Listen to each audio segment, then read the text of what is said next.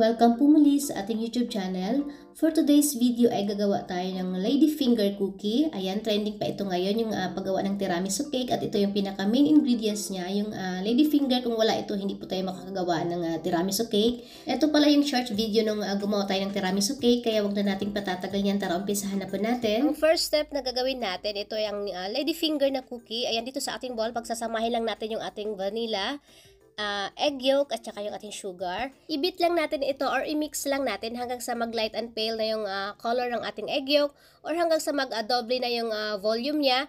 Then, kapag gaganito na siya guys, pagka iangat nyo yung inyong beater or yung spatula, nagpo-form na siya ng ribbon. Ayan, ibig sabihin, ito na yung hinahanap natin or ready na siya. Set aside lang muna natin ito. Then, dito naman sa ating isang mixing bowl, ayan, ilagay na natin yung ating egg whites. Then, naglagay lang ako dito ng isang pinch lang ng cream of tartar para maging stable lang ng konti yung ating meringue. Or, ito naman ay optional lang, pwede naman kahit wala.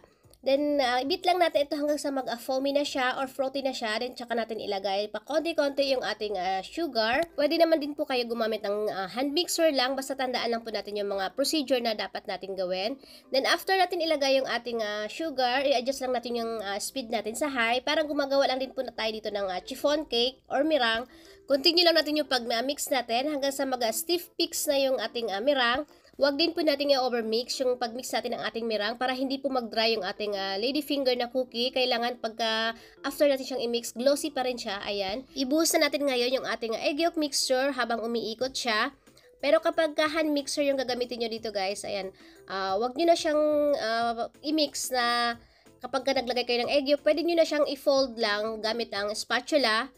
Pero ako dito kasi umiikot naman yung ating stand mixer habang nagmi-mix siya, kaya hindi naman ito madi-deflate agad. Pero kapag hand mixer lang yung gamit nyo, pwede nyong dahan-dahan nyo na lang i-mix gamit ang inyong spatula. Nahalo na nating maigi yung ating egg yolk mixture at saka yung ating meringue mixture. Ilagay na natin ngayon yung ating dry ingredients, yung ating all-purpose flour at saka yung ating cornstarch. Then ayan, nilagay ko lang siya guys sa mga 4 to 5 addition yung paglagay ko dito para hindi ganun kabigat yung pag-mix natin. Kasi para hindi po agad ma-deflate yung ating egg yolk or yung ating meringue mixture. So, kailangan by batch yung paglagay natin ng ating dry ingredients or yung ating flour. Sa paghalo naman natin, dapat cut and fold method lang din yung gagawin natin para hindi po natin ma-deflate yung ating egg mixture, yung ating meringue. Hanggang sa wala na tayong nakikitang mga dry flour dito sa ating mixing bowl, pwede na yon. Huwag po natin siyang i-overmix. Ayan, din ito naglagay pa ako dito ng konting salt. Sinabay ko na siya dito sa last batch ng ating flour. Ayan guys, mahalaga itong step na to, kaya wag po nating kalimutan. Wag po natin siyang i-overmix kasi kapag na-overmix natin siya, malalaman nyo magiging runny yung consistency niya. Then kapag i-bake natin siya, ayan, magiging flat yung inyong lady finger na cookie. Hindi po siya maganda tingnan. Ilagay lang natin siya ngayon dito sa piping bag para hindi po tayo mahirapan mag-pipe sa ating baking tray. Then gumamit din po ako dito ng piping tip, pero pwede naman kahit wala. Ayan, then i-pipe na natin siya ngayon dito sa ating baking tray. Naglagay lang ako dito ng baking paper. Then maglagay din tayo sa ilalim ng mixer natin para dumikit siya at hindi siya gagalaw-galaw kapag mag-pipe na po tayo. Then ayan, bali 4 inches pala yung haba nito or yung height ng ating lady finger. Nasa inyo na yun guys. Pero pwede nyo rin pong sukatin yung inyong paglalagyan kung gaano kahaba. Ganun din po yung paggawa nyo ng inyong lady finger. Then ito, nag-dust ako dito ng powder sugar sa ibabaw. Then i-bake na natin ito sa ating naka-preheat na oven ng 180 degrees Celsius ng 15 to 20 minutes or hanggang sa slightly golden brown lang yung gilid ng ating lady finger. O kung gusto nyo mas crispy, pwede nyo pang habaan yung inyong baking time.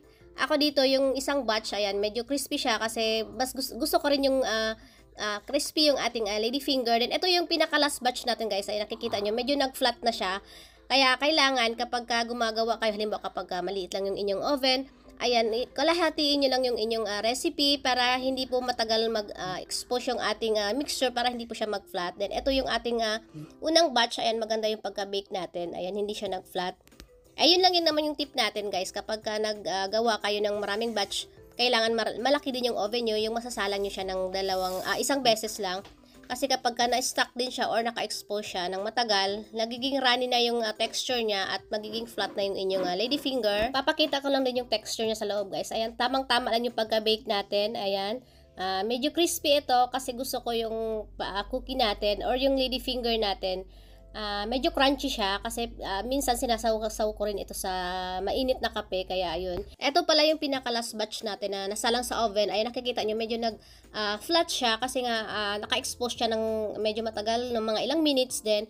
Pero ito naman guys, hindi naman kailangan na perfect yung pagka-bake natin ng ating lady finger kasi matatakpan naman siya. Lalagyan natin siya ng icing mamaya din. Ito na siya lahat. Pwede natin siyang i-stack lang. At ito na yung ginawa nating tiramisu cake gamit ang ating homemade na lady finger. Ayan, marami na tayong magagawa nitong recipe na ito guys. At kung gusto niyo naman na lady finger lang yung gagawin nyo, pwede nyo rin siyang pang merienda guys. Masarap siyang ipara sa kape or pang snack nyo everyday. Ayan, kita-kits po tayo ulit sa aking susunod pa mga videos. Maraming salamat po sa inyong panonood. Mag-iingat po tayo palagi.